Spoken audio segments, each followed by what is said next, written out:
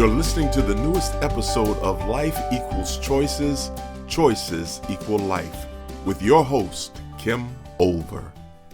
Hi, this is Kim, and today I want to talk about Gary Chapman's 5 love languages, where the choice is about continuing to use our own love language. Choice is about continuing to use our own love language or being willing to learn to speak our partners. Whatever your decision, it can change your relationship and your life. Life equals choices, choices equals life. I'm going to start by sharing a story of my husband and I who spoke very different the 5 love languages when I was married. I wished I had. It would have made a big difference, I think. I'm a quality time girl. If you want me to know that you love me, you need to spend time with me. Quality time, that means no screens. We're not looking at our phones, watching television, or doing something that takes our attention from one another.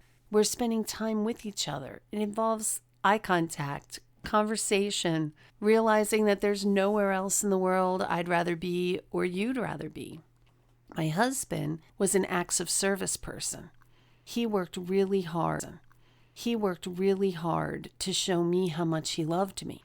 But if I wasn't understanding that's what he was doing, it felt like he was doing the exact opposite, because in his working so hard, he wasn't home very often. I can remember after he got sick and he would be coaching my kids in some kind of activity. When I would get out of work, I couldn't wait to go to wherever they were. I just wanted to be around my family.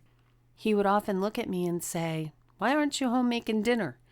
Because making dinner was an act of service that he would really appreciate. And I was trying to show him how much I loved him by being where he was. And he didn't understand that was me loving him either. We had a lot of missteps in the department of understanding each other's love language, for sure. I can remember very clearly one time when he was quite ill after his bone marrow transplant, and he required a lot of personal care. And thanks to what I had at the time, I was able to take 6 months off and just spend that with him. It required me doing a lot of self-care for him, which it never occurred to me not to do. He was my husband, and that's what he needed. One day, he looked at me and he said, "You really do love me, don't you?" And "Oh, dummy, I've been loving you for 17 years. How did you not know that?" Now I understand how he didn't know, because I was not speaking his love language. When I started to speak the love language without even knowing it, he finally understood that I really did love him, and I'm so grateful for that experience. The good news is I also realized how much he loved me after learning about Gary Chapman's work. It suddenly dawned on me that my whole marriage was spent with him loving me in an acts of service way, and me loving him in a quality time way, and we might as well have been me speaking German and him speaking Japanese. We just weren't understanding each other's love language. And so it became a real passion of mine to help couples learn their love language and learn to speak the language of their partners so that they can communicate in a way that people really understand how loved they really are. We tend to speak the familiar, and it's what we know. It feels right. But it's not always true. We don't always have the same love languages as one of our parents. I'm not really sure what my parents' love language is. I've never asked them. But I think my dad was a physical touch guy, and my mom was probably acts of service. I'm not sure where I got quality time from, but I was drawn to those people who gave me their undivided attention. Trying to become bilingual is a bit painful, out of our comfort zone, and sometimes just really hard. But it's the best way I know to improve a relationship. Let me talk to you about the 5 love. I'm going to start with mine, quality time. If you're a quality time person, you really like undivided attention without electronics. It's about knowing you're important because the person is giving up their number one asset to spend it with you, time. It's usually spent deep, meaningful conversation. There's eye contact. Sometimes it's doing new things together. Sometimes it's doing things your partner likes. Sometimes it's doing something you like. Sometimes it's doing something you both like. Vacations fit in well with quality time people. If you're a couple, If you're a quality time person and your partner isn't, it's important for you to let them know what it is that you crave, not just because you crave it, but because it's the way you understand that they love you. If your partner loves you, he or she really wants you to know that and will do their best to communicate it in a way you understand once they learn how. Know that it's going to be a little awkward at first, a little challenging, a little bit difficult. It's not easy learning a new language, but if you're patient, it can really make a difference in your relationship. The next one is physical touch. I think this is my second. It's quality time, and my second highest is physical touch. A lot of people, when they hear physical touch, think every guy is physical touch because it's about sex. Well, sex is a part of physical touch, it's true, but it doesn't have to be the main communication mode. I do some work with military in some yellow ribbon event. After people have been deployed, they and their family members are sent to this event where they learn reintegration skills and how to get along better. I can tell the physical touch couples right away because they sit real close to each other. Sometimes it's almost like the woman is on the map. If they're not sitting that way, they'll be sitting with their legs twined together. They're holding hands. You can just tell that they like being physically close to one another. If you're somebody who likes physical touch, you might like to have your hair brushed or someone to put polish on your finger and toenails. Holding hands, you might enjoy a nice shoulder or back rub. If you go out to eat, you often sit on the same side of the table. I remember this couple I knew. They were an older couple. They'd been married probably close to 60 years. And every morning when they had breakfast, they held hands while they ate. It was the sweetest thing. They were physical touch. When physical touch people have to be separated by a deployment in the service or some other reason, even a business trip or something that separates them, it can sometimes help if they have something of their partners that they could sleep with, just to stay grounded and able to touch that thing. It could be your partner's silk robe or a shirt that they like to wear or something like that. People who are physical touch often spoon when they're in bed, and they're great snugglers and huggers. Who have a physical touch love language. When you've been physical with another person and your partner is a physical touch person, it really communicates to them that you must have loved this other person. It can be very difficult. The next love language is receiving gifts. Some people feel like they're loved when they get gifts from people. I have a couple of friends who are like this. I'm not a receiving gifts kind of person. In fact, when people give me things, I often wonder if they have an ulterior motive. This just isn't my love language. But I have these friends who are constantly buying me to go on trips, or they see something that they think I would like. And it's really sweet because I know that that's their love language, and I realize that they're trying to say to me, I really love you. And I'm working at trying to recognize that that's what it actually is. The thing I try to do is reciprocate, not because I feel like I owe them, but because too, and my idea of spending quality time may not be their love language that they really recognize. So giving gifts is something I think about, particularly with them. When people hear their partner's love language is receiving gifts, sometimes they think it's going to put them in the poorhouse, that they have to buy them big gifts to make them happy. But the thing about receiving gifts is it doesn't have to be a big ticket item. Doesn't need to be a Ferrari, doesn't need to be a big diamond ring. Receiving gifts is about communicating to your partner, hey, I was thinking about you today. You could pick it out of the neighbor's garden, but don't pick it out of your garden because you might get in trouble for that. It can be the little things that mean a lot to a receiving gifts person. Maybe you left a little love note in the lunch bag that they took to work. Maybe you picked up a little something while you were out of town on that business trip. Just something to say, I see you, I know what you appreciate, I know your style, I know the things you would like, and I was thinking about you and wanted to get this for you. The next one is words of affirmation. Words of affirmation. Words. It's a funny thing. I was always taught that people learn more from your actions than your words. This isn't so true if you're a words of affirmation person.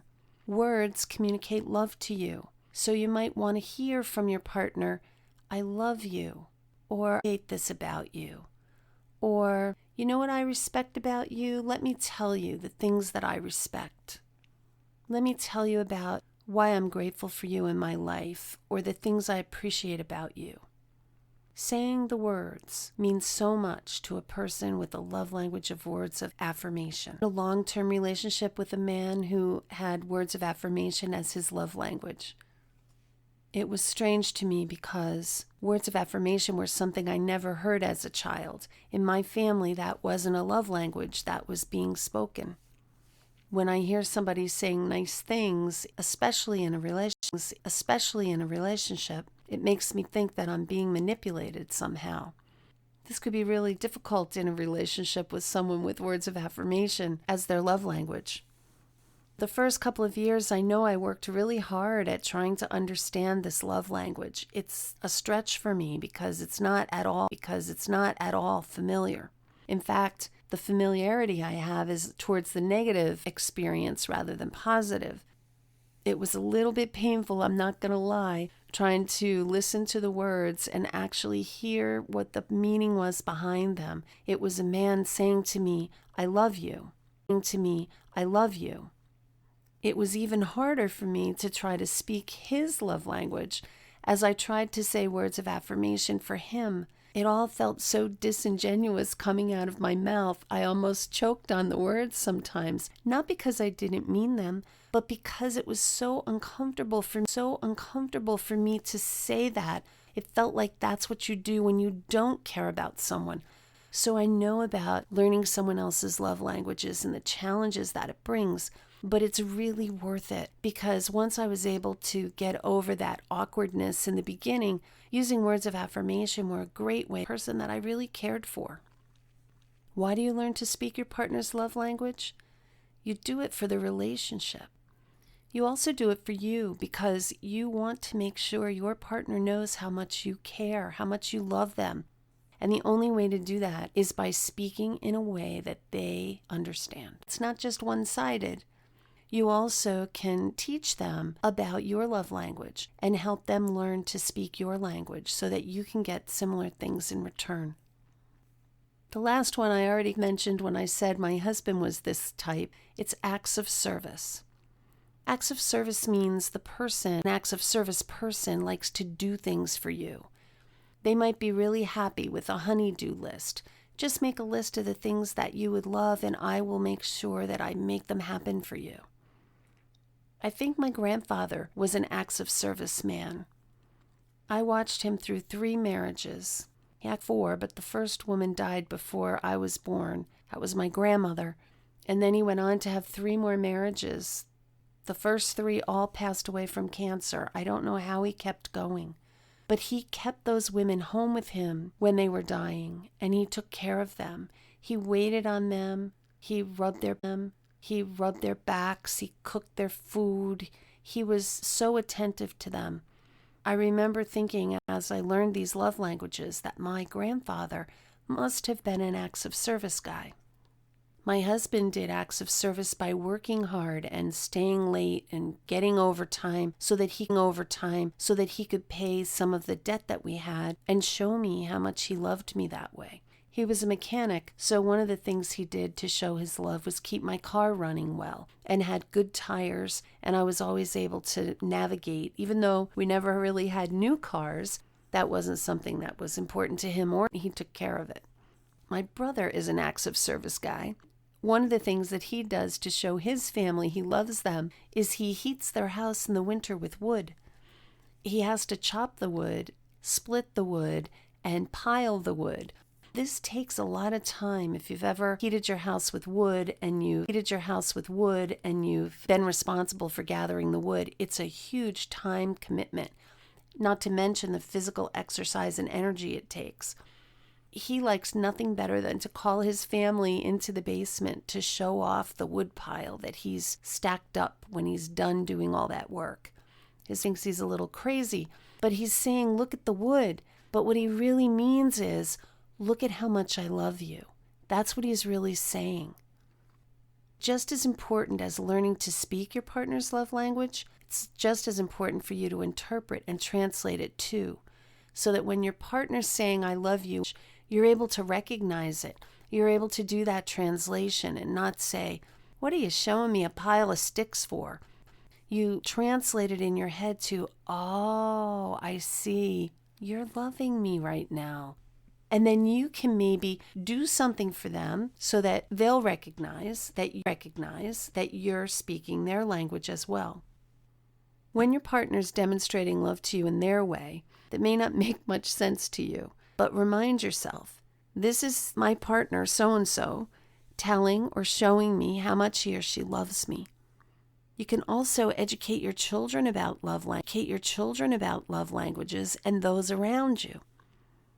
I remember the family I married into was a bunch of sarcastic people. They weren't mean sarcastic, they were more teasing sarcastic. It took me a while to actually understand that and accept that. Now, that's not really a love language, and I knew it was out of love. I watched that family, and the strength of their love was palpable. My brother-in-law happened to be one of the biggest teases in the family, and he would often tease my mother when she would come around for family events, and my mother didn't quite know what to make of it. I remember telling her once, oh, that's just Randy. If he didn't like you, he wouldn't tease you. He wouldn't even talk to you. So the more he teases you means the more he likes you. And that was all the information my mother needed. Every time she saw him after that, she gave as good as she got in those two's relationship. The problem is when we were children, we learned the golden rule. I'm not here to diss the golden rule. It was a great rule when we were kids to learn that we should treat people the way we wanted to be treated. It's a really good foundation for how to live your life. The problem is it only works with people who are just like you.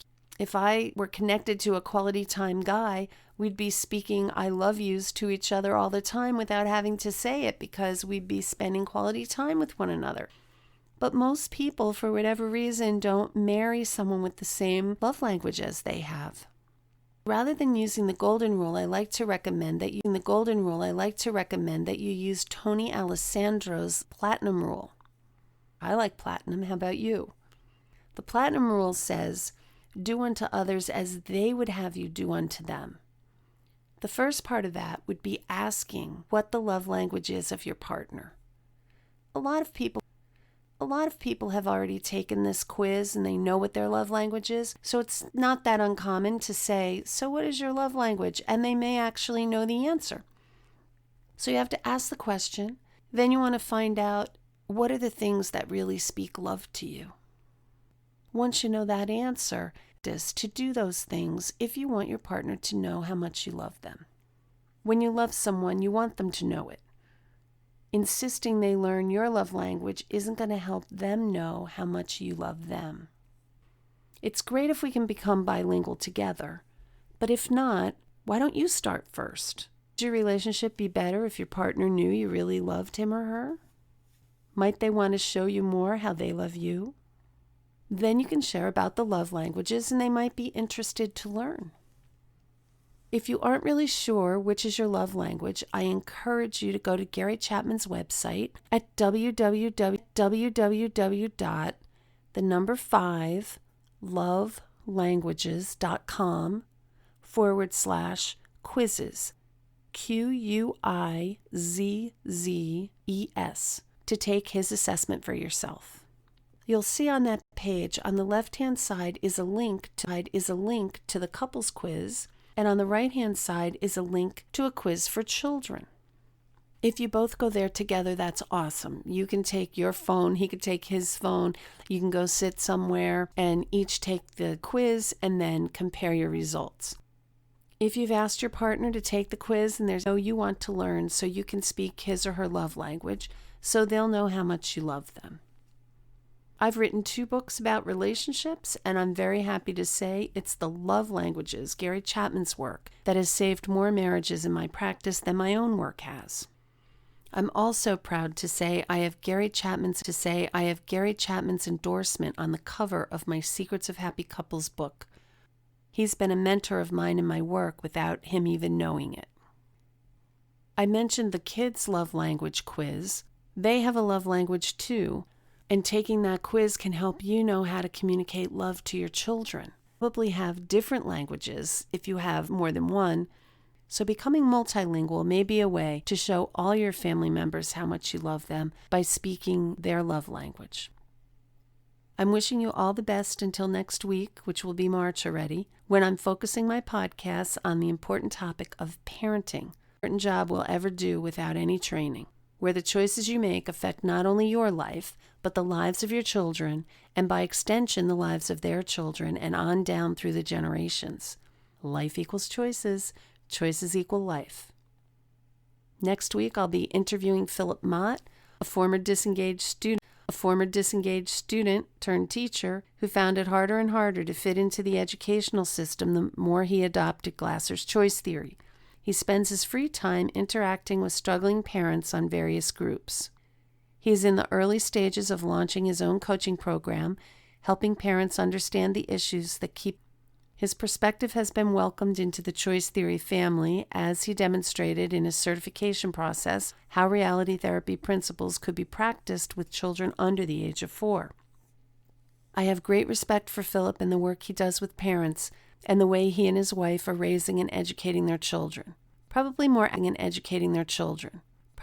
accurate to say how he is allowing his children to educate themselves and him, but I'll let him tell you more about that next week. I hope you'll join us. Talk with you then. This has been another thought-provoking episode of Life Equals Choices. To listen to past episodes, please visit our website at www.therelationshipcenter.biz/podcast and remember to subscribe.